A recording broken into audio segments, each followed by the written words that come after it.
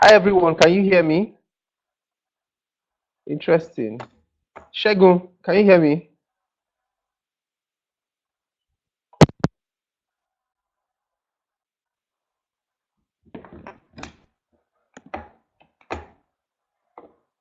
Shegun, hello? Hello?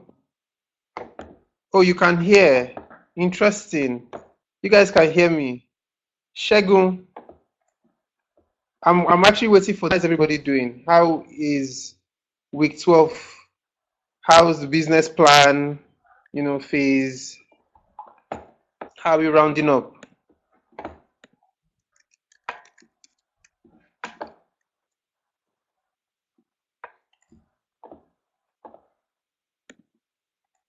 Yeah, Shegun, I think your sound is not activated.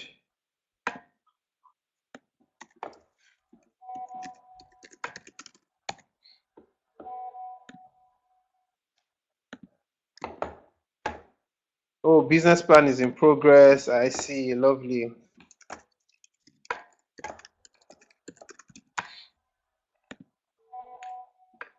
Okay. So what has been the learning from this first few periods or phase of writing the business plan? What have you learned? I saw somebody say that while writing the business plan, he realized that he hadn't put too much thought into the business.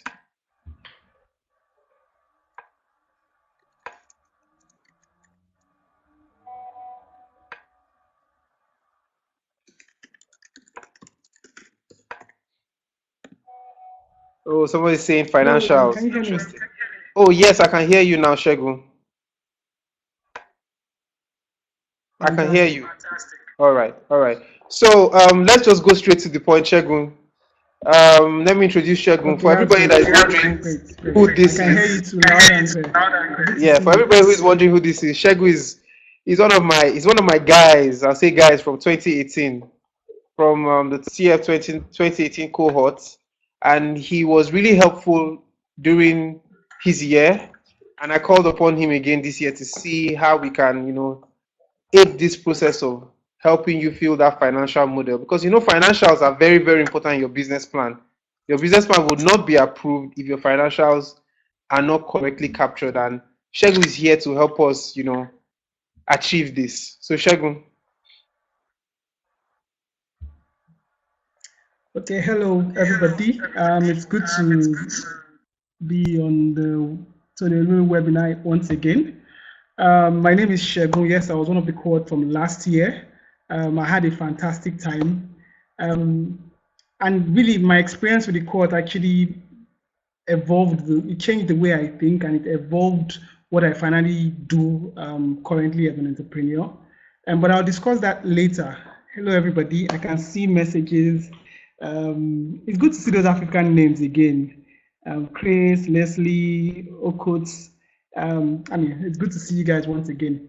I'm going to try to share my screen. I want to believe you've all gotten the business financial model Excel sheet. I'm going to open up my screen and we'll dive right into it. First and foremost, I need to let you know that you shouldn't be scared. I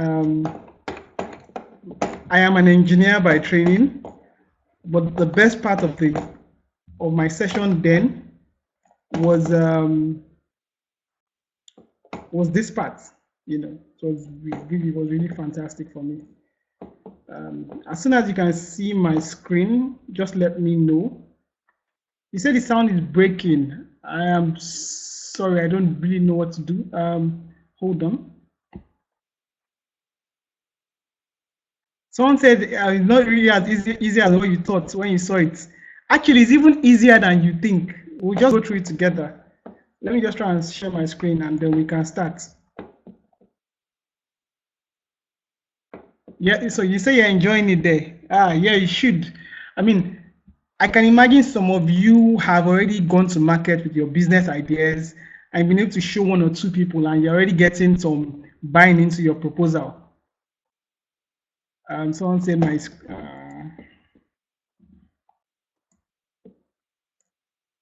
I think you should just continue. Some people will have sound and visual problems, so just continue. but I can hear you loud and clear. Okay, okay, let me go on. Fantastic. Okay, if you can hear me at least, that's one. I know that I also know that the videos sometimes are recorded, so you can always just follow the videos or watch it later, and then you should be able to pick up everything we are doing. So at the back of your mind, just believe that this is going to be a very, very smooth sail for you. It's going to be easy for you. Whatever phobia you have, forget about the phobias and take it step by step. So now you begin a financial model. The first thing you do obviously is open it. And I always tell people, read the instructions. Start from the very top of the table. And that's what I'm going to do with you today. And I'm going to go really quickly. So I'm hoping you catch me as I go. So now, if you open to the first page, which is what you see here, it gives you the first instructions. If you read it, it tells you that there are 5 sheets, but the only sheet you would be inputting figures, there are actually 2 sheets to be inputting figures. One is the instruction sheet, which we are on, the instruction section, and the assumption section. Every other section in the Excel sheet, please do not worry about it now. You can worry about it later when you finished inputting your figures, but for now, don't go there. Just stick to 2 sheets. There's a lot of complicated calculations done in the back end, which have been locked and which has already been done for you, so that you do not have to worry about it. So if you do not know, if you're not good with figures, they solve the problem for you. So just listen to me and you don't have to worry yourself. Okay, so instruction sheet, the first thing you need to do, obviously, your entrepreneur name, fill that in, your company name, and your TEF ID. This is important because it helps with tracking when you do your submission. I know of some people who submitted their sheets without any names and nobody could associate the business financial model with their submission. Yeah, so just as soon as you do that, you go straight to your assumption sheets.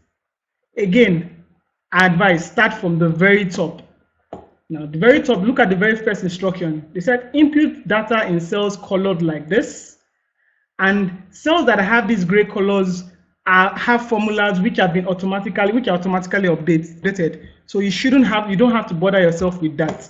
So this is like the very first instruction you have, and then you start from the very top. Now there are several sections. You complete one after the other. The general section, which is section A, section B is your growth rate, section C is startup cost, and on and on.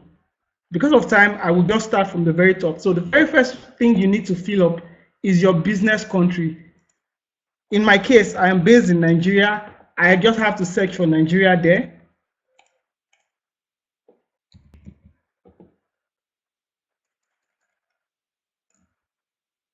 Okay, I just have to search for Nigeria. And if you notice something, immediately my business currency is updated. And that affects a lot of things further down, both in the assumption page, the income statement, your balance sheet, and your cash flow. Now, some people make the mistake of going to your local currency before filling your business country. And it actually gives them a bit of problem later on in the presentation. So start from the very top, start with your business country, fill that in. Your local currency is automatically updated. The next thing you say is your business products. In your business products, you are given the option of giving 3 products and services. Now, this is important. Now, for some of you, you sell, and let me give you an assumption which will help you understand what to do next. Now, some of you, all you do is sell maybe iPhones. All you do is sell iPhones. You have one product. Do not worry yourself about product 2 or service 2, product 3 or service 3. All you need to do is fill in one product. In my case, I say an iPhone, Apple iPhones. I sell Apple iPhones to my customers, my high-end customers. So Apple iPhones. I could be specific. I could say iPhone 6, for instance, and then that's it. Now, if, for example, I say, no, my business, we have 2 or 3 other products, what should you do? You are free to list your 2 other products. Now, I could sell Apple iPhone. I could sell, for example, the screens protector. I list that there. And I could say, okay, I also help service the phones, which is the service. Now, these are 3 different products or services I've listed. Now, some of you that have almost Someone says it's very bad. Actually, it's very strange because I'm meant to be having very good internet here. But what I'll do is that I'll speak very slowly and hope you're able to pick it up.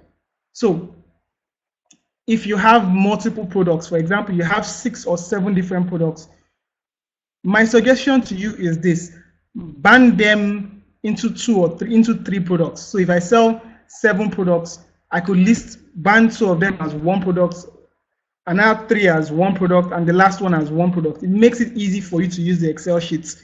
Do not try and list out 7 products. Just try and keep it to 3. As soon as that is done, you can move on to the next part of this section. Now it says company tax rate. Now this is where your work starts as an entrepreneur. At this stage, you start doing your investigation. And one of the things you're required to know is your company tax rate. Now, this varies from country to country. For example, I know that in Nigeria, the company tax rate is 30%. For some of you, for example, if you're in, I think it's South Africa, for instance, South Africa, the company tax rate is 28%. In Ghana, it's as low as 25%. For those of you in Ghana, you're lucky, you have less tax to pay. Now you have to find you have to go on the internet or talk to your tax consultant and find out what is your company tax rate for your country. In my case, it's 30% because I'm based in Nigeria. I fill that in. Then your bank interest rates. Please note that they are not asking for your interest rate of your central bank. They are asking for the interest rate that a bank will give to you as an entrepreneur asking for a loan.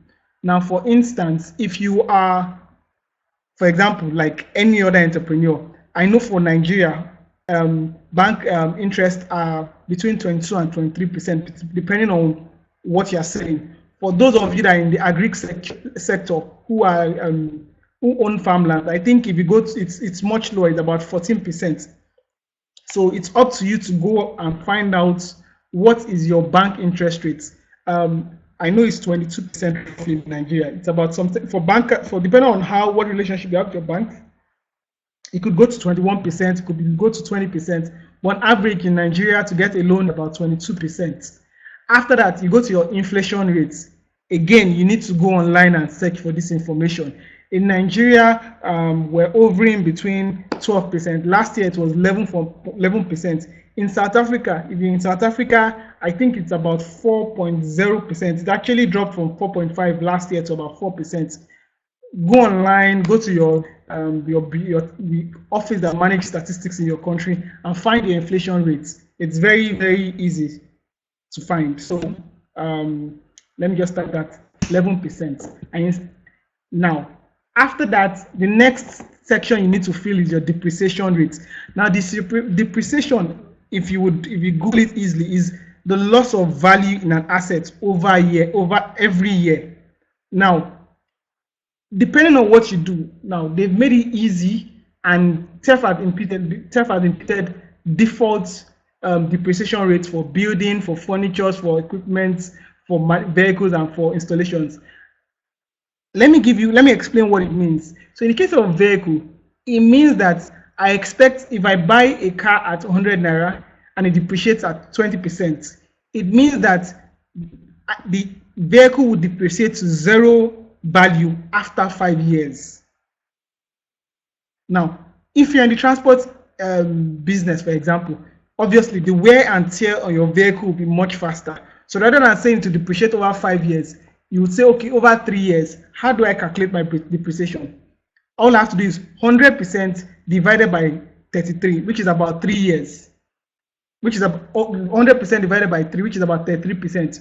So what am I saying? I'm saying you are allowed to change these figures, but this is the international account, or rather the national accounting standard for depreciations for this kind of assets. Building depreciates 5% every year. Furniture's the last about 5 years, 5 to 6 years, depreciate by 15%. Machineries, vehicles over 5 years, so the depreciation is 20% every year, and on and on. You could leave it at default, you could change it. You are given that flexibility, and then voila, you're done with section A. The next section is section B. Now take note, this in section B, my product name has changed to what I imputed earlier. So this is growth rate for iPhone 6. This is revenue for screen protectors, and this is the services repairs. The field has a, the sheet has a, the document has a way of automatically updating itself. Now, let me say this early. The growth rate is one of the most challenging sections in your entire business plan. So when you feel it, you have to think about it very carefully before you dive into it. And let me explain what this growth rate is about. Growth rate really is the increase in that item in terms of value or cost or expense to you for every year coming, for your next year. So for example, if I sell a device 100 naira, again, forgive me, I'm using naira a lot because I'm Nigerian. If I sell a device 100 naira, next year I want to sell it 120 naira. It invariably means that I plan to increase the cost of my device by 20% in the next year. Now there's a formula for calculating growth rate, and I'll pull up a sheet and show you what the calculations are like. Allow me to do this. And I hope you can see this. No. I'll come back to it, but let me just write this here. Growth rate. The formula for it is next year value divided by this year value. No, next year value minus this year value. Whatever you get, divided by this year value.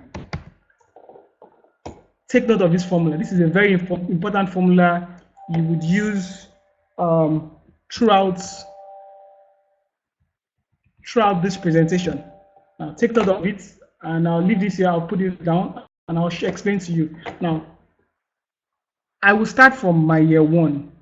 Now, the first thing you have to fill is your revenue, and they ask you, what is your sales volume? Now, please note this, and I would insist on this almost immediately. Whatever you do, try not to fill any value in your year one. And I'll explain to you why this is important later. Whatever you do, leave year one blank. Always start from this section here. Always start from year two. This is where you're meant to fill. Yeah? So leave year one blank. So, for example,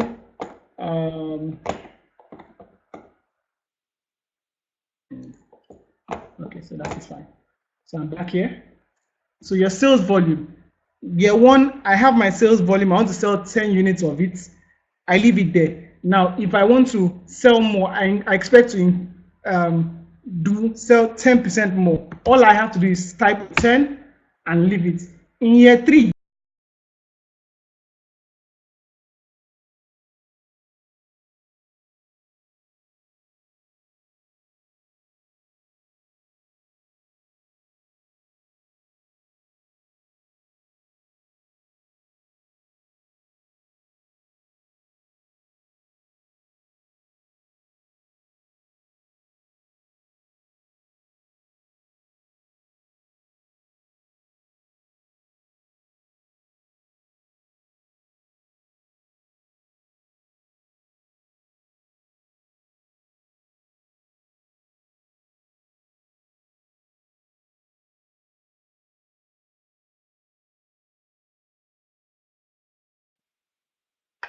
So I think that Shegun is off, and I suspect that it is power issues. So his internet has actually gone off.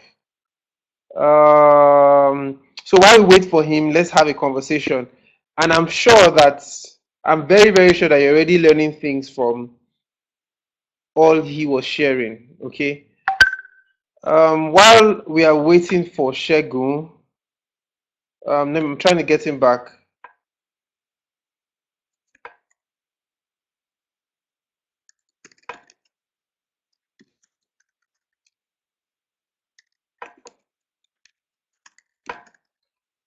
Okay, I think we got Shegun back. I think Shegun is back. Shegun, we can't hear you. I think your sound is off. Okay, can you hear me now? Yes. Okay, fantastic. I'm hoping it stays this way because I can hear you very clearly. Okay. Let me just share my screen. So you were discussing growth rates when thing went off. Yes, I was explaining growth rates, and I want to pull out an example of what it means, a literal example of what a growth rate means. So, for instance, and this is where you have to be very careful. So, year one, I have a figure. That's year one. I plan to sell 100 shoes. In year two, I plan to sell maybe 120 shoes. In year three, I plan to sell maybe 140 shoes. Now the formula for knowing your growth rate, so these are literal numbers up here. These are numbers. In terms of growth rates, which is the percentage they are expecting from you in those sections. And like I said, remember, leave your year one growth rate blank. To find your growth rate in year two, it will be equals to year two figure minus year one figure divided by year one figure. That's the calculation for it, like I explained to you. And voila. So I'm doing a 20% increase. That's the calculation. From year two to year three, what many people do that used to cause a lot of problems was that they'll be calculating their growth rate. They'll usually calculate their growth rate from year three versus year one. No, it's literally the same formula. So in year three growth rate, all you have to do is say year three figures, I'm selling 140 shoes, minus year two figures, all this divided by year two figures. And your growth rate is 16%. So, and that's where it's interesting. So you assume, oh, I sold 20 more shoes. Now, year three, I'm selling 20 more shoes. Shouldn't it be a 20%? Well, when you actually do the math of it, it's actually less because this becomes your base figure, which is higher than 100. So I advise people always do your calculations. Always do your calculations. If not, your figures might be overestimated. Okay, so I'll go back to the TEF sheet.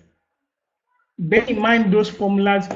Feel free to fill this. So what they are saying now, the first section says, what is my sales volume? Using this exact same formula, you don't have to do too much. And I would explain why it's important. Don't do too much. All you have to do is using the same formula that I just shared. And I'm going to share you an Excel sheet. I'll probably share with UM, and it could share with everybody. It's like a cheat sheet that I created last year that helped a lot of people. Remember, and I'll share it and you can use it. But if you feel you don't need it, you can do your math yourself. It's fine. So your growth rate for year two, your growth rate for year three, your growth rate for year four. In terms of sales volume, you're expected to do this for the next 10 years. The next thing is pricing. Again, you have to think about it. Am I going to increase my price, the price of my products? By how many percent would I be increasing the price of my products in year two? If you have that, calculate your growth rate, and all you have to do is fill it in. For example, I'm expecting to increase my product by 5% or by 5% in year two. All I have to do is start 5% there. In year three, I'm expecting to increase by around 5%, sorry. Yeah, just do that. In year 4, no, I want to keep my price same, leave it at 0. Now, some of you will say, well, I'm changing my product. I'm going to be remodeling. I'm going to be releasing a version 2.0 or version 3.0 of my products. Do not worry. Do not stress yourself. All you have to do is, what is the price of my new product? So if I was doing, if I was selling the product for like 5 naira, and I kept my price stable throughout the first 5 years, but this year 5, I'm going to be selling at 10 naira. It's fine. All you have to do is do the calculations. In that case, that is almost like a 50% increase in price. And all you have to do is do the calculation and type it there, 50%. You are allowed to do it. It is your Excel sheet. The only thing I need you to think about is understand that the only figure the figures you're putting in the growth rates are percentage figures, and you're expected to fill it for 10 years. So you have to think about it really carefully. And the same thing, so I've used that as an example for, now if you're not expecting any increase in price or increase in your sales volume, all you have to do is fill a 0 and move on. So I'm expecting to sell the same number, but this year 5, for instance, I'm expecting I'll probably be releasing maybe Apple iPhone 7, and the cost is maybe 30%. So I'm going to be selling a bit more because people will be interested in the new version, and I'm going to put a 30% increase in sales and a 50% increase in price.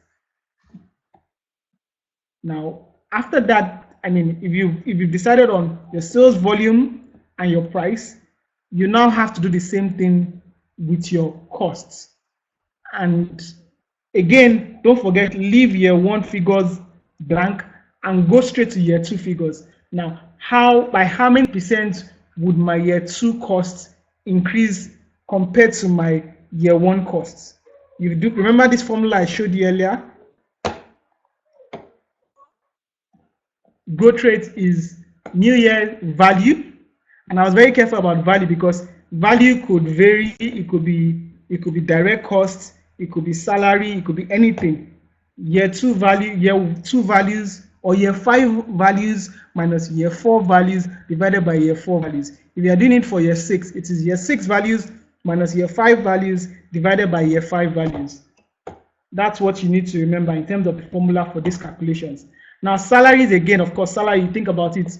By how many percent will I be increasing my staff salary year on year? In year 2, I'm giving them a 5% salary because, I mean, they've done a good job. Year 3, I'm giving them a 5%. Year 4, well, I don't know what I'll be doing in year 4 because, or probably I would be doing a lot of production. I'll be doing a lot of reinvention, a lot of new strategy rollouts, and therefore having a very massive OPEX cost. I might not be able to increase their salary that year, put a 0, but in year 5, we would have launched our new product, we'll be having massive sales, and I want to encourage them by increasing by 20%. It's your prerogative. You just have to think about it year on year. What would be your growth rate? In terms of rent, again, it's the same thing. So if your rent, okay, this is the wrong section. But yeah, I'm meant to fill figures everywhere. So I can just do this. In year 5, is your landlord or your facility manager going to be increasing his prices? If it's not, you can just put a 0%, and then you tell yourself, well, after 5 years, I want to move to a bigger office, a different location. I'll probably be paying about 40% more. Fill that growth rate in. Marketing utilities actually refer to the cost of things like rent, things like telephone bills, it's water bills for running your facility. Do you think it will be increasing? Do you think you'll be spending more? Do you think you'll be spending less? All you have to do is fill in your growth rates. Marketing and advertisement, of course, you know what that means. That means the cost of pushing your product out to your customers. Their print media, their digital marketing, and all whatnot. All that is your marketing. Your administrative cost is the cost of maintaining your office. Maintenance is separate from your administrative costs in terms that administrative costs could be, okay, the staff needs to go to see a customer, the cost of getting an Uber ride, the cost of general things that you put in your petty cash. That's your cost. Is that going to be increasing or decreasing? Again, remember the formula. Think about the formula carefully and put it there. Maintenance cost, maintaining your facilities, insurance for your devices, your company, your machines, your farmland, your assets, your capital assets. Do you need to? Are you going to be doing? Are you going to be paying for insurance? Transportation is transportation, of course. Some people put transportation as part of the administrative costs. Other people prefer to separate it. For example, if I'm going to see a customer and I'm using an Uber, I could decide to put that under administrative cost. But if, for example, I'm moving my farm products from one part of the country to another, because the cost is high, I might decide that I want to take it out of my petty cash book and put it under transportation.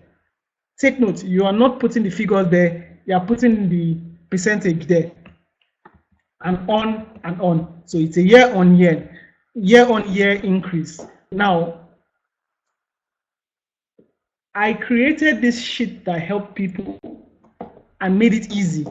I don't know, I mean, I'm hoping that UM will allow me to share it. I hope I have permission to share this.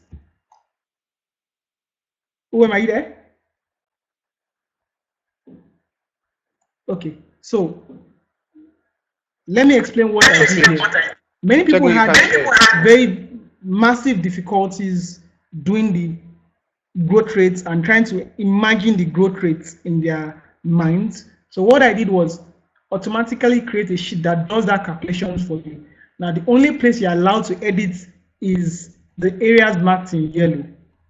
And then, for example, if I'm selling 100 shoes in year 1, I'm going to put that figure here. In year 2, I'm selling 120 shoes. In year 3, I'm selling 150 shoes, and on and on.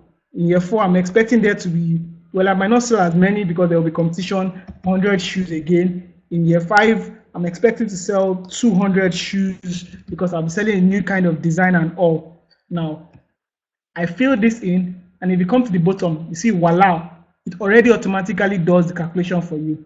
So if UM agrees to share this sheet with you, all you have to do is fill in the figures, and then the percentage already calculated, you can just copy the percentage and drop it in your TEF financial model. This was the hardest part for most people. So with this sheet, it makes it easy. But the most important thing is this: you need to understand what each of these items means. You need to understand when you talk about sales volume, you're talking about the number of goods you sell. You need to understand what pricing is, how much you would sell it. So I'm selling it at 15 naira, I'm selling it at 17 naira, 17 naira, 18 naira, year on year. Maybe I want to give them a price cut, 60 naira, and then in year 5, I'm increasing it to 200 naira again. I can fill this. If I don't understand what each section means, I'll probably fill it wrongly. So the onus is on you to understand what each of these items here signify, and fill this sheet, and this automatically does the calculation for you. You can pick it up and plug it into your TEF financial model. With this, I think you would have solved 90% of your problems, especially with in relation to the growth rates, which is very, very, very important. Again, be careful working with this. Fill in the areas in yellow, and then you can copy whatever you see in terms of in the lower part of the sheet.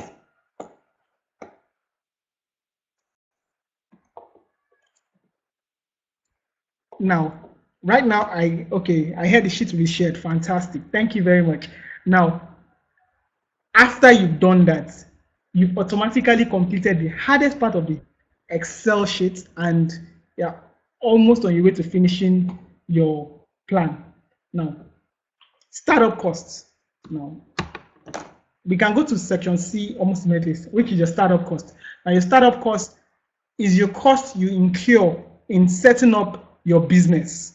Now, we're not talking about when you started operations. We're talking about if you are to roll out today, how much do you really need at that point in time? Now, for some of you, take note, this area in red is locked. You are not expected to touch it. Again, remember the instruction. Only input data in cells colored light gray. That is this baseline cost. Now, in the currency of your country, you need to know the cost of your land. By now, I'm assuming that, okay, some of you who are going to farming, you'd have talked about the cost of buying your land. If you're not buying your land, if you're renting out your land, the value here is zero. If you're renting a building, if you're not buying a building, leave it at zero. It is not compulsory for you to input a figure into every section. What is important for you to do is to understand what each section means and input the right figure based on your area of business. So for example, you're not acquiring the property, you're not buying the land, there's no cost for you, leave it zero. You're not building any facility, you can leave it zero. You're not buying furniture and fittings, you can leave it at zero. But for example, you're moving into a new building, you have to furnish it. All you have to do is type in the cost of buying your furniture and go to the next. If you look at it, it's already calculated the amount in the restricted area. So it's noted it that in year one, you'll be spending 100,000 to buy furniture. Now, it doesn't just do that, it also calculates your depreciation for this furniture, and based on inflation, it knows how much you would need to buy the same set of furniture after 7 years. In this case, because the depreciation of furniture is about 15%, before your furniture is depreciate to zero, it takes about 7 years, and therefore the sheet automatically calculates.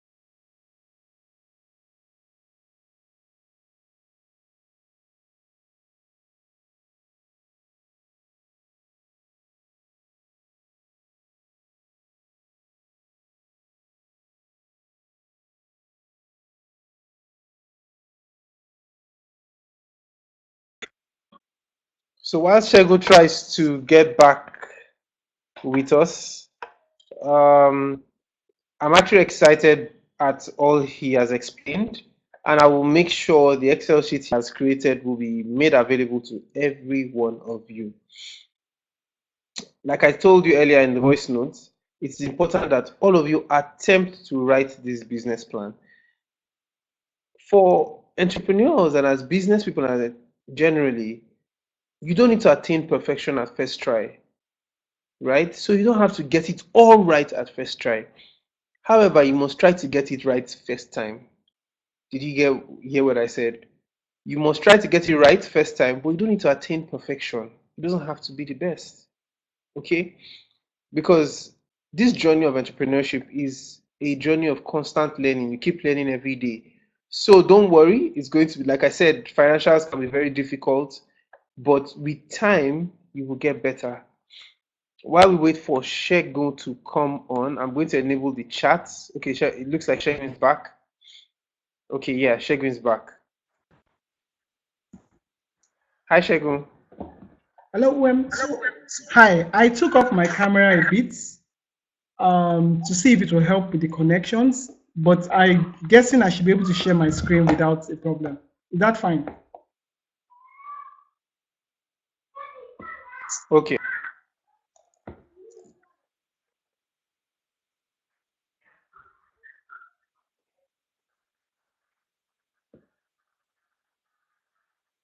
Hello? Yeah, we can hear you loud and clear. We're waiting for your screen. Okay, it's fine. Okay, that's fine. Okay, so I took out my camera and I'm hoping that it will help the connection a bit. So I can go on. I'm trying to share my screen. Okay, fantastic. So I'm back here. Let me just continue from where I stopped so that we can save time. Now remember what I said. Though you don't have to touch any of the sections in red, it automatically does the calculations for you, which is one of the best parts about working in Tolibelulu.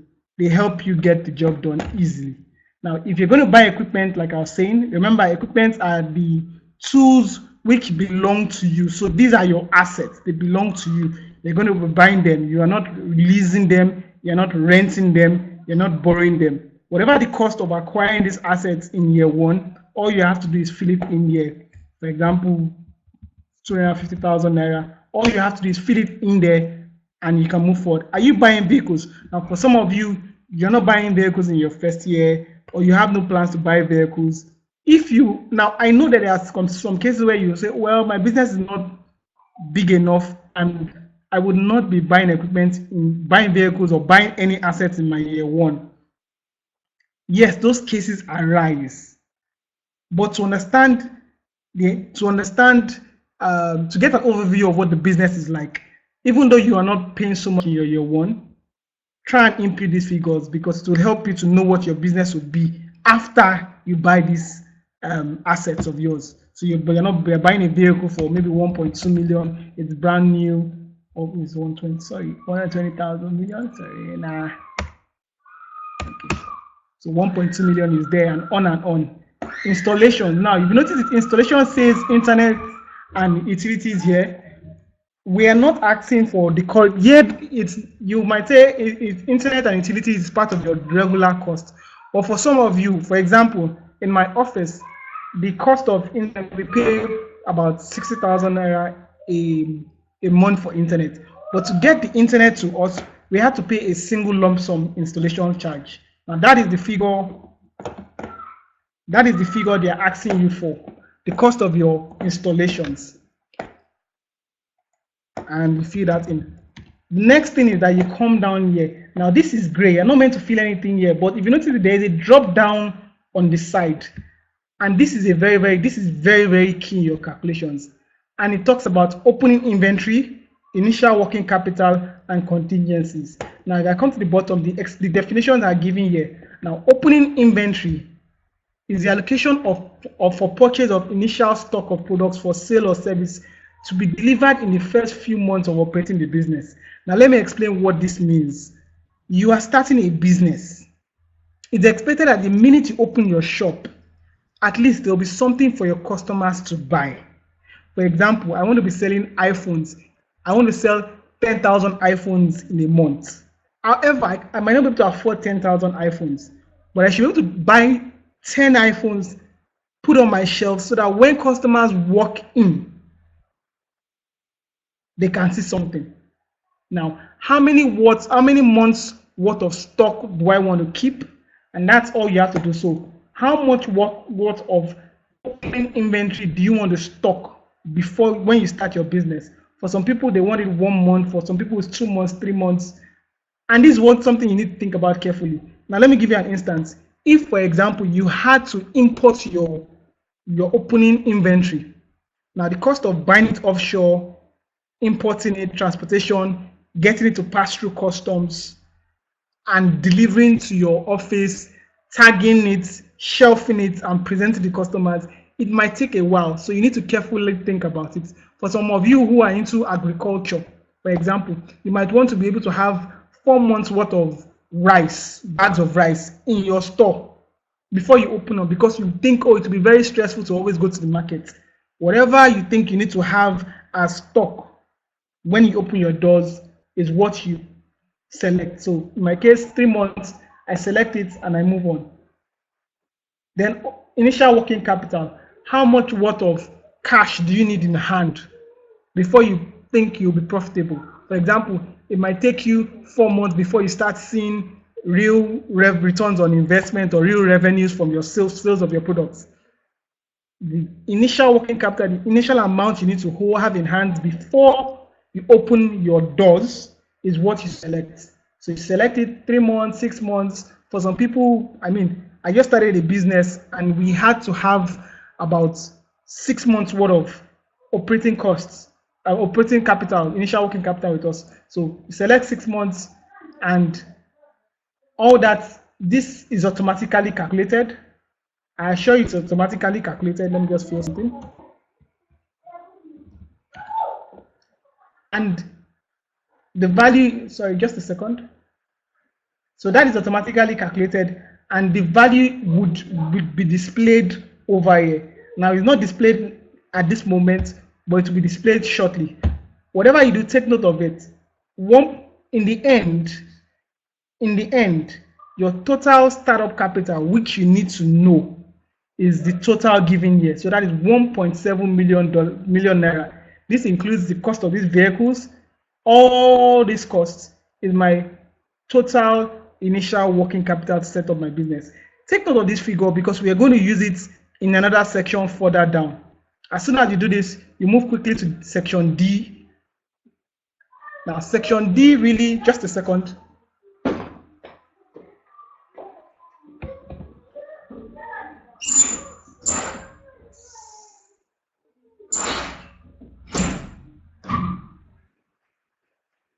So section D, like I was saying, it refers to how much you pay the staff that work with you. Now, when you set up a company, and I'll start this explanation before I dive in. When you set up a company, you already have your organogram. I mean, some of you built and you decide how many staff will you need, what level of expertise will you need. So normally, in every company, they are what they call senior management, which includes maybe the CEO, Chief Operating Officer, Chief Financial Officer. Those are senior management levels. Now, we have 5 departments. You probably have a technical department, you have a sales department, you have a business development department. Now, in these departments, you really have managers, right? And then you have people who report to these managers. Now, that's what an ideal organization has. It has this hierarchical structure where you have senior managers, you have the managers, and you have the staffs. Now, no matter what business you do, you might not notice it, but you have the same model. For example, you have yourself, you are the CEO, you have your finance manager. He's at the senior management level because he sees the figures that no other people see. You now have your farmland, you have your supervisors who oversee the farm hands, and then you have the people that actually do the planting. This is already 3 structures. Some of you might have more than 3 structures, but with TEF, they've decided to, because it's a startup, ideally, you shouldn't have more than 3 structures. And so that is where you come. And the very first thing you see is benefits, percentage benefits on salary. Take note of this. What they're asking here is, beyond the base salary, how many percent increase, how many percent extra do you give to your staff within a year? For example, let me rephrase that. Let me speak in simple terms.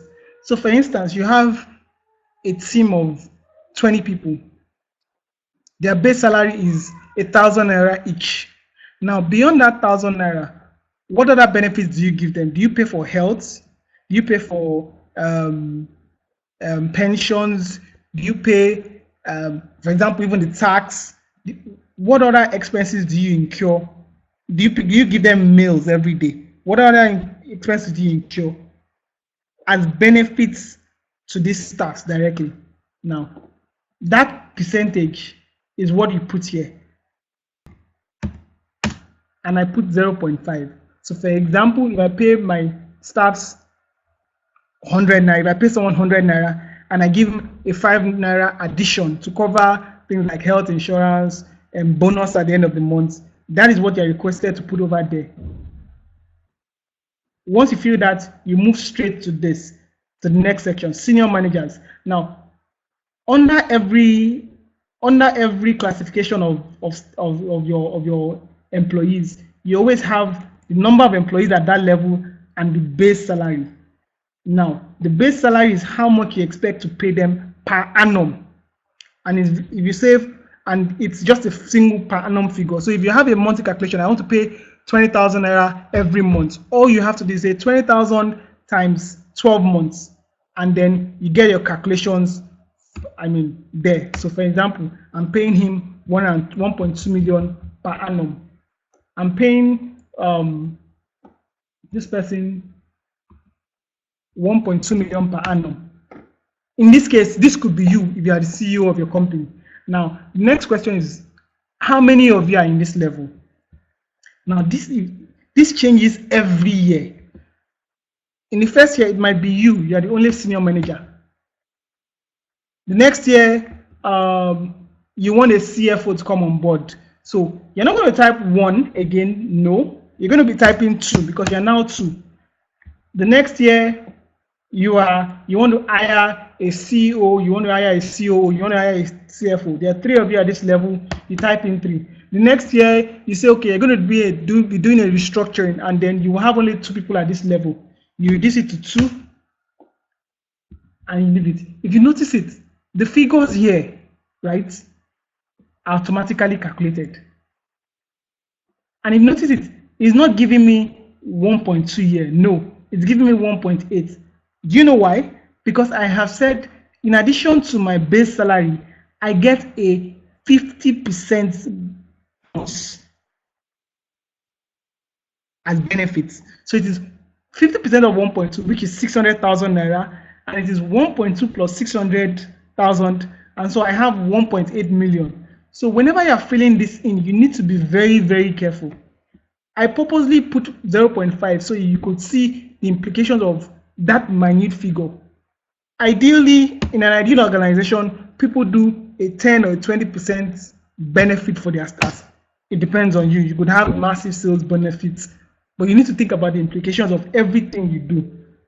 So in this case, although I say I'm paying this person 1.2 million, my total exposure in managing that particular staff is 1.32 million. Now, when there are 2 of them, it becomes 2.772 million every year for just this role, for just the senior management team.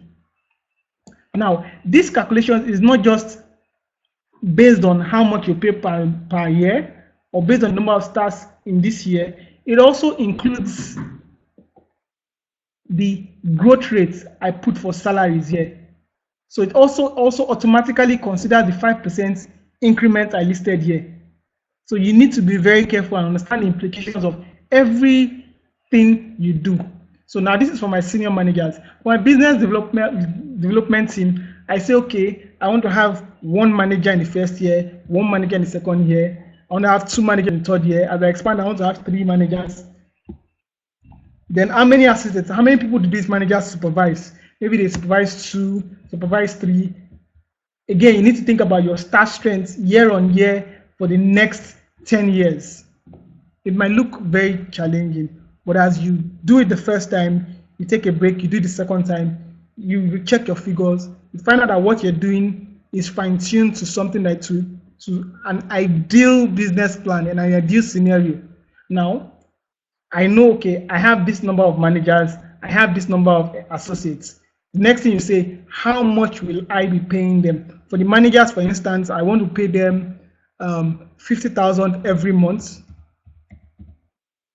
And then because I'm expected to put an annual figure, I multiply by 12, and it calculates it for me automatically. It calculates how much I'll be paying the manager, not just in year 1, but year 1 all the way to year 10. The same thing for the base annual salary for associates. So if I'm paying my manager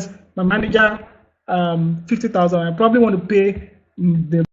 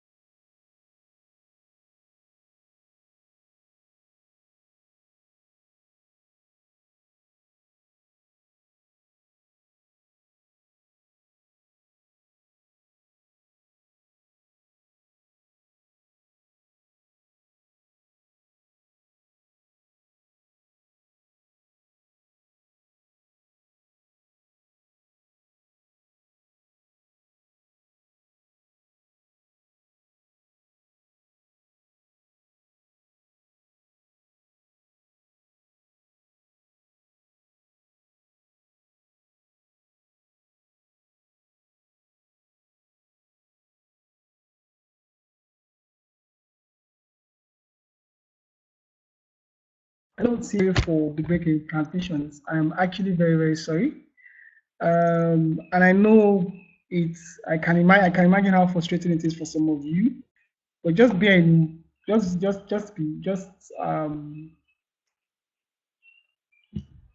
do not worry. I'm sure the videos would the video or the audio will be shared, so you could just watch it in one sweep, straight. You can watch it all at once, and I'm sure you'll be able to catch on quickly. Yeah. Anyway, let me just continue from where I stopped. So now I stopped at explaining how I was able to calculate the cost of my business development team in terms of the number of employees, in terms of number of managers, number of associate employees, and then base salaries per annum. You do the same thing for each of them, your sales team, your marketing team, your IT team, your base office legal or your legal, that's your legal, your finance, HR, supply chain, administrative team, and on and on. Now, some of you might not have this many employees. Do not worry. You are allowed to leave it blank. I mean, I'm allowed to put 000 everywhere I want to. So if I'm not having any back office support, I don't need them. You're allowed to put 0 everywhere. Now, some of you will say, well, my team is different. For example, I have farm stars. You are also allowed to change the description. You're allowed to change the description, but you need to understand where you're making these changes. You need to be sure what you're doing. Now, once you're done with that, you finished calculating your staff salaries for the entire organization, you can move on to the next section, which is your operating costs. You can move on to the next section, which is your operating costs. Now, this, again, all you're filling is your baseline cost, and to do the calculations for you from year 1 to year 10. Now, what are your direct costs? Your raw materials. How much raw materials are you buying? If you're not buying raw materials, you can skip it. If you are, all you have to do is put in the figures of the raw materials. Your direct labor. How much do you have to pay the people who will be working on the cost of goods? Now, take note, your direct cost is different from your salaries or other costs that we've already mentioned. Your direct cost is whatever cost you use in the direct production of whatever goods and services you are pushing to market. For some of you, you do not have so much direct cost because you're into buying and selling. Guess what? Your raw materials, which is what you buy and sell, is your direct cost. Your transportation is your direct cost. You might not have any direct labors, you might not have any factory overheads, but at least there's always a cost associated with each sales. Now, you say, oh, well, I'm a software developer. What I'm doing is that I'm pushing an IT solution. Now, the cost you use to build the platform, your initial cost of building the platform, all falls under your direct costs. For example, you have to hire 5 other developers, 2 other engineers. You have to buy your laptops to demo this product or to stage this product that you're releasing. All that falls under your direct cost. It's a one-off cost for you in that instance, but it's still a direct cost. So you have to put it there. Then all this, now if you notice it, your salary and wages is already filled up and you cannot input any figures here. If you input any figures, it makes no difference. Why is that so? Because you have already calculated your salaries in your section D here. So all that's already calculated in your section D above, headcount analysis. So when you get to section E, it's already filled in. So this is the cost for year 1, year 2, year 3 that I will have to incur to maintain my team. Now, all I have to do is go to the next part. Now, my rents, remember in the growth rate for section B, all we did there for rent, utilities, marketing, administrative costs, maintenance, were in percentage. It's at this point that you now put in your real figures. For example, if you pay office rent of 120,000 every year, all you have to do is put it there and it automatically calculates it. Now remember at the point we said in year 5 we wanted to get a bigger office. Notice it's already calculated. The cost of getting the bigger office is there. The cost of your bigger office is already done the calculation based on how much or how many percentage you thought it would increase. Utilities field as well, how much will it cost to pay my NEPA bills, my phone bills? I'm allocating 20,000 naira every month, every year. Take that again, these are yearly costs, these are not monthly costs. So if you have your costs or your utility bills, for example, you pay 5,000 naira to the energy company, all you have to do is every month, all you have to do is multiply that amount by 12. Advertisements, it's a cost there, put there one-off. Administrative, okay, every month I do 12,000 to maintain the office. All you have to do is multiply by 12, and voila, it fills in the figure. On and on. Let me put in, and this is what you're requested to do. So this is, take note again, I repeat this. This is an annual fixed cost you've allocated to all these items in your business plan. Once you fill in all that, you can move on to section F. If you're not clear on what it means, again, look at there's a glossary in each section. Direct costs, costs associated with input and labor required to develop your product and service. Factory costs, costs associated with manufacturing, such as electricity, rent for the factory, not for the office, for the factory, maintenance and insurance for factory equipment. All these are part of direct costs. Administrative costs are consumables, like I said, your petty cash book. And if you've done that, you can move on to section F, which is the part many people like talking about, your revenues. How much are we making? Yes, that is why you're in business, to figure out, to make money for some of you. For others who are into social services, well, you still have to make money, you still have to generate money. So probably you could talk about how much you generate or how much sponsorship grants you get every month in your own case. But I mean, most of you are into selling of goods and services. So this is where you talk about revenue. Now, if you notice it, our product is automatically listed as we filled it in section A. Base monthly sales volume. This is the amount of your product or service you would sell every month. So for example, I have iPhones. I would sell 100 iPhones every month on the average. I finish with that, I move on. Base product service price. How much would I sell each iPhone? Very straightforward. You type, I would sell each iPhone for 120,000 naira, and you move on. As soon as you go there, you'll see a section called the seasonality estimates.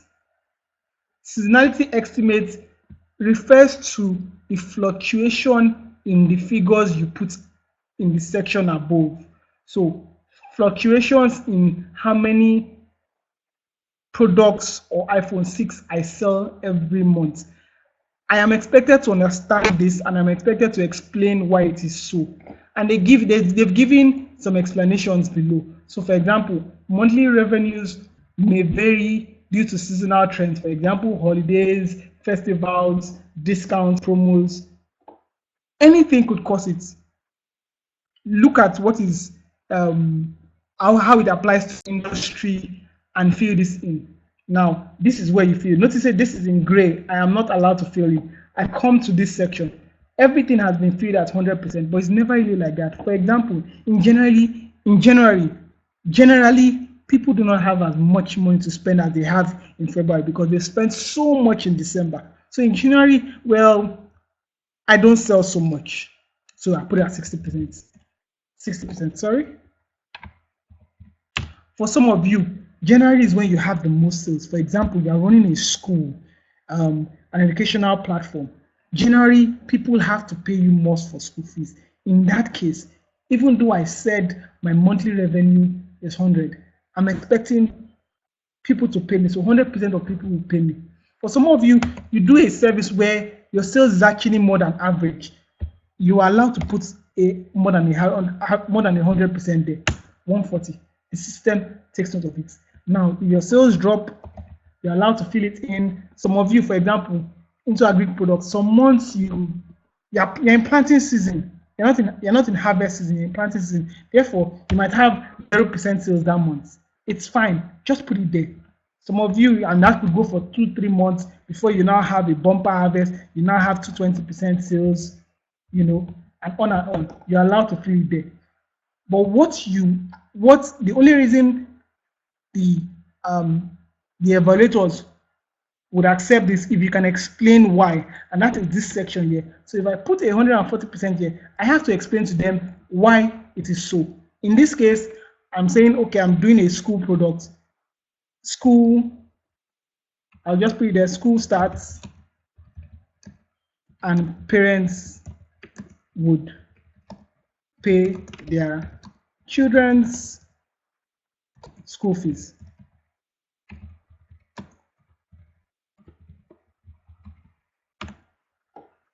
That is all that. So what am I saying? You're allowed to put any percentage here based on the seasonality of your product or service, but you must also give a reason why you put those figures there. Your financial model will not pass through, I think, but then last year it was essential. I don't know who's doing it this year, but it will not pass through their evaluations if you do not explain why, the reason for the variations in your percentage. And guess what?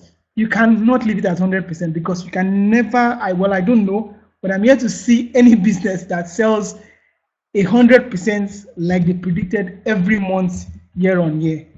I'm yet to see one. There's always some bit of fluctuations, 80%, 70%. There's always that bit of fluctuation. And so you need to take note of this. Now, I have done this for my first product. You repeat the same thing for your next product, which is my screen protector. Again, your base monthly sales volume, my base monthly price for it, my seasonality percentage, that's fluctuation in how much of this product I sell every month from January to December. Take note, you need to fill it all the way to December. And then you also need to explain why. Why is it so? What are the reasons for your estimations? If you can do that, you are done with these sections. You are done with this section. Again, this is the third product. Now, take note, if you have only one product, all you have to do is fill in the first one, which is your first product, Apple iPhone 6, and then you can skip the others. Since it's only one product you are pushing to market, you're allowed to skip the others and move on to the next. And then the next thing you go to, which is your section G, is your working capital. Now, this is a very, very simple section. Extremely simple section, in fact, because the answer to the question is in the explanation. You're only expected to fill these three sections here. These three, you're only expected to fill in these three boxes here. And what are you filling? Your receivable days. Your receivable days is the number of days it takes for your customer to pay for your goods. Now, all of you are saying, immediately I give him phone, he must pay me. But then, that's not how it is in the business world. Sometimes you offer a service and you're paid 30 days after. Sometimes you're paid 3 months after. For those of you who are doing projects for government, sometimes it could be 90 days after. You need to calculate, you need to give a realistic figure because it affects your cash flow.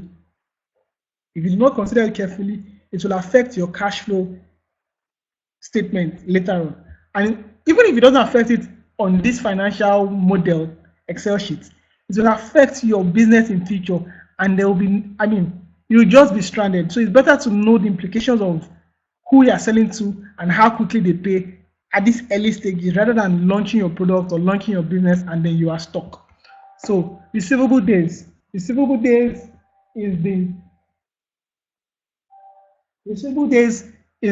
average number of days it takes for your customers to pay.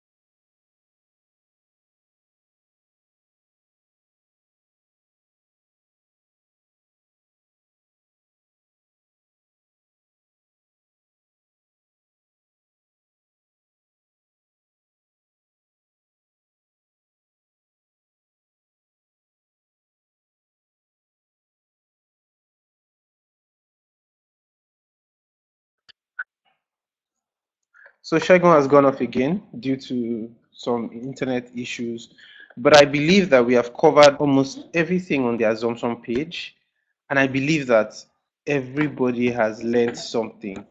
You've seen the techniques and the best ways to fill your assumption, and you will not make the mistakes that the 2018 cohorts made. It's going to be much more easier. So I would advise is at the end of this video, you should go back and watch it and work on your financial template as you watch the video, so that you are learning and then you're improving your financial model. So Shagun, please can you continue?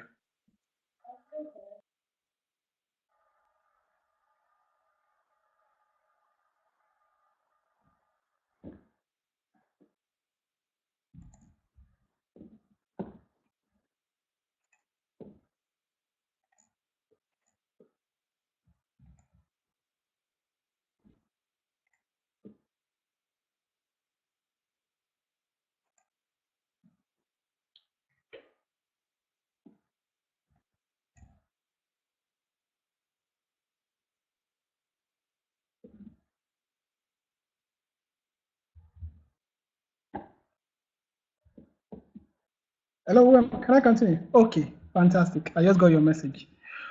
All right then. So, assumptions were the working capital. I really would be willing to answer questions when we're done. But yeah, let's just continue, and we're almost at the end.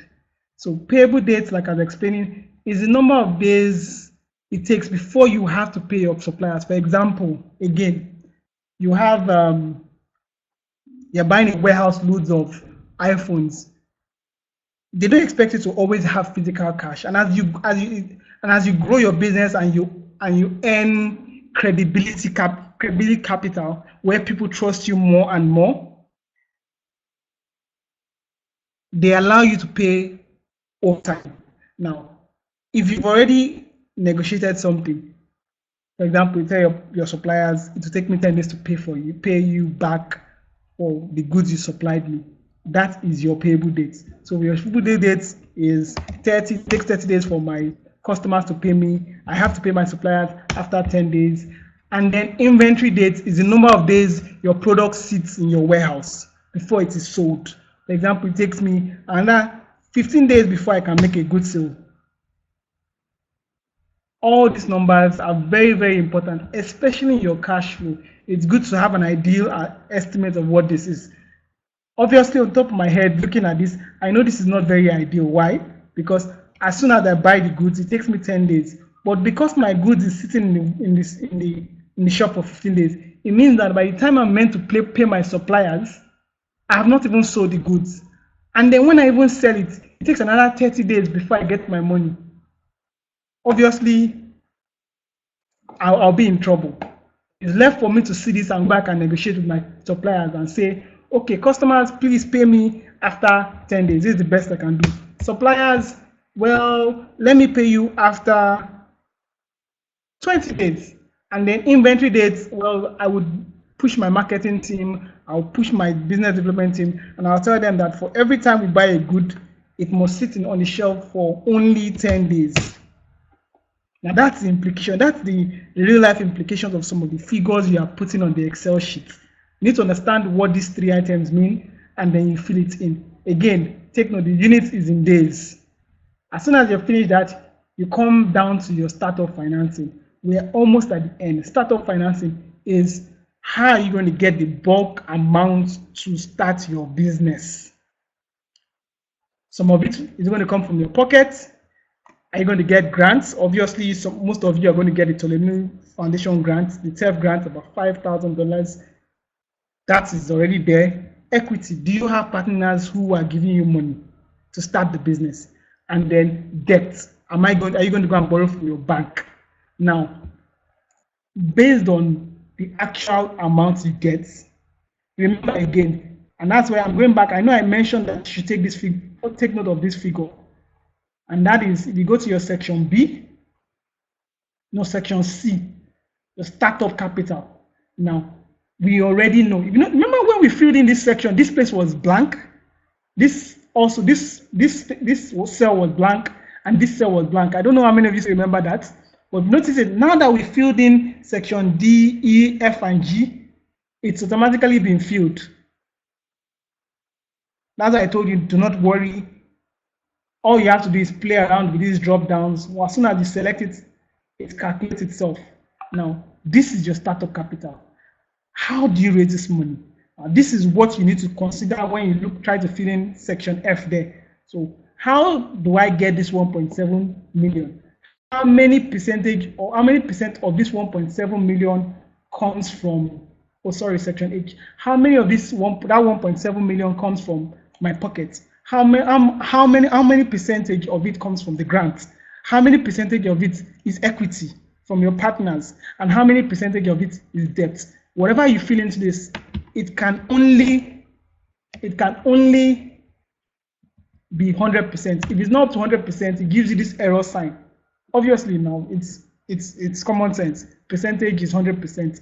100% of 1.72 is what you need to fill in here. So I mean, break down that capital, do a manual calculation, get a pen, get a biro, calculate it, do a manual calculation of how much you're getting from Tony New Foundation, how much you're bringing from your pocket, and compare it to the 1.7 till, as soon as you do the calculation, I am sure you would get this in, you'll get these figures. All you have to do is input it there. If it's up to, if it's 100%, if it's 100%, it becomes green, which means that you have crossed this line, completed your startup financing, you've been able to break down where you get the money to start your business, and you can move on to section H. Section H, if you notice it's already calculated equity financing. So in the 1.7 million, I said 20% of it is equity, and it's already calculated for me, and that is what is here. Simple. I think sometimes that this sheet is too simple because they've done most of the work. The consultants that are supporting the TEF Foundation have done most of the work for you. You just have to just simply follow the instructions. It's already calculated your equity. But then again, your business is growing. Section I is about equity financing, which is, are you going to raise more money? When will you raise the money? And how much will you raise? Are you going to raise in year 2? If you're going to raise in year two, all you have to do is put it there. I'm going to raise another 3 million. I'm going to raise another 3 million in year 2. I'm not raising any money in year 3. I'm not raising any money in year 4. I'm going to raise more money in year 5, 50 million, because by that time I would have become a superstar. The value of my company would have gone on up. I would want to launch into new cities. I want to move to 3 countries in West Africa. I want to have an office in South Africa, an office in Morocco, an office in Uganda. I need some money. I need to go out and raise it. All you have to do is fill in the section all the way to year 10, depending on how much you would raise.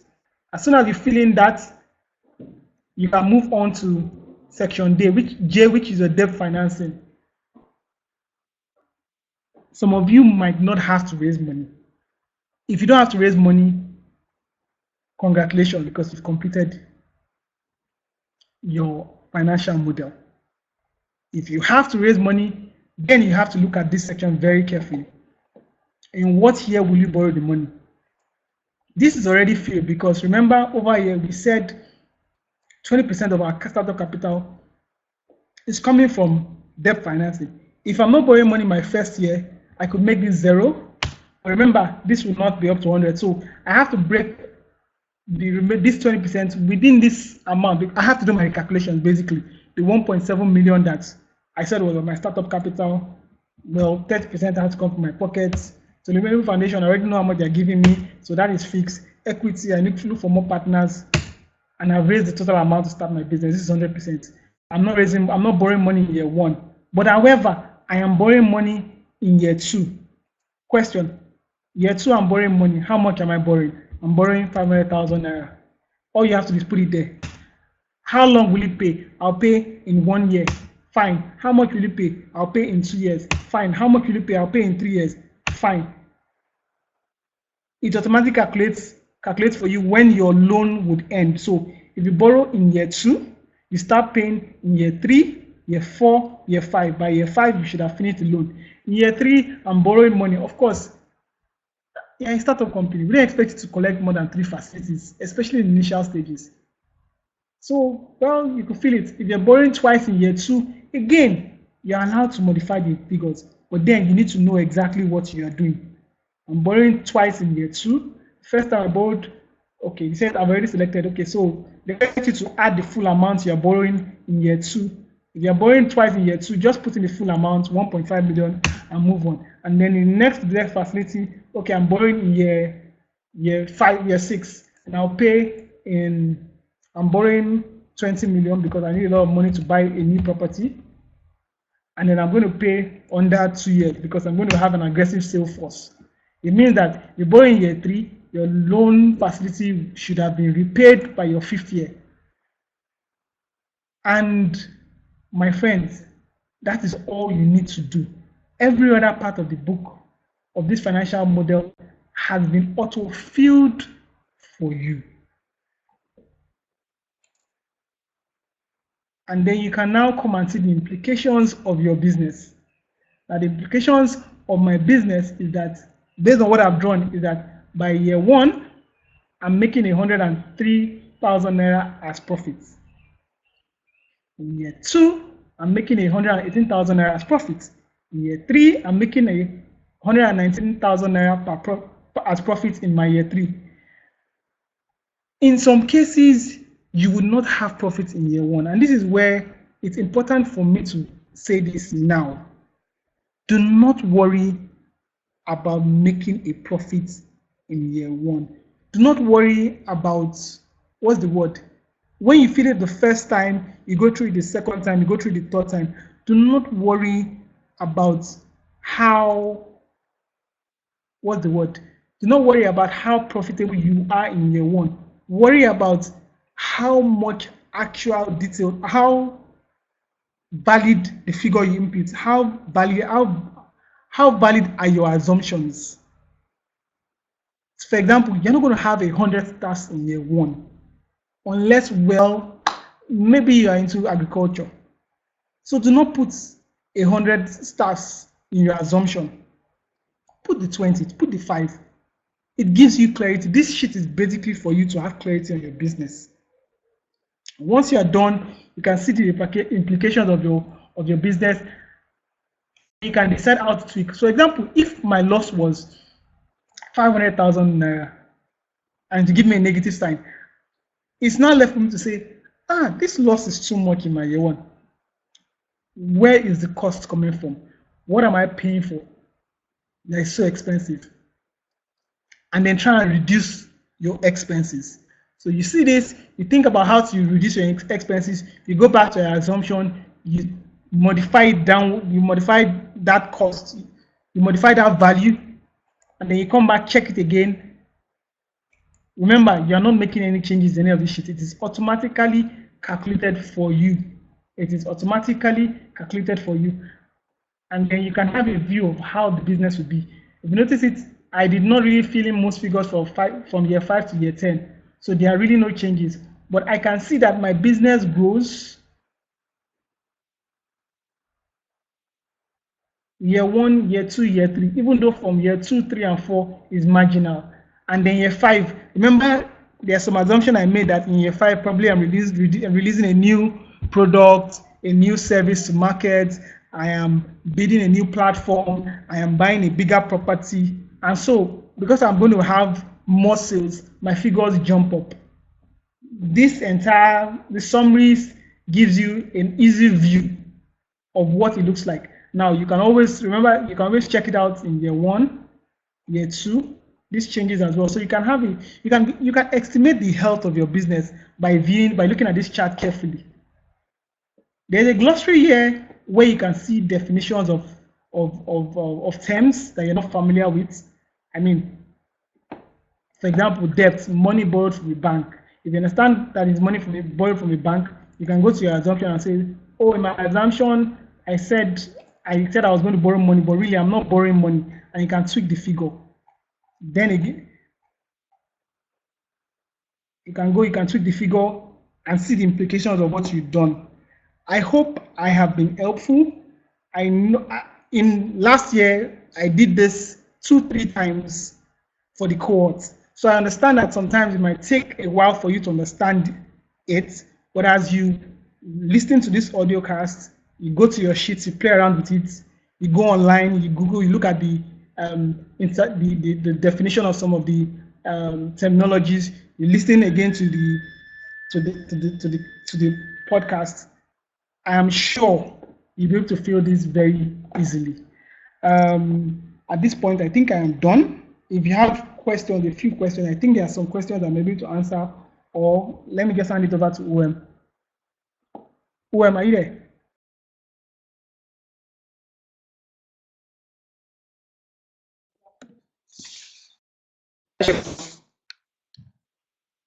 So guys, we cannot thank Shego enough for all the work he has put in the last 1 hour 30 minutes. This is probably our longest single webinar session. And even if I've gone through this, I actually, I was learning. I always tell you guys, there is a place for continuous learning as an entrepreneur. You must keep on learning. Shego, thank you so much. Thank you once again. And if I had the opportunity and if I had the, how do I put it now, the bank account, I probably have flown you to Abuja, because it's great to see entrepreneurs like you thrive, and it will be also great to make the current cohorts meet you. So guys, take this part of your business very seriously. Your financials is important, your business plan is important. At the end of the day, your business plan is as good, your business oftentimes is as good as the amount of research work you have put into the business. So thank you so much for joining this webinar. The video will be made available for everybody. We will share the video with everybody, and we'll answer questions within the week and after the forum. See you guys at the forum, and love you all. Bye.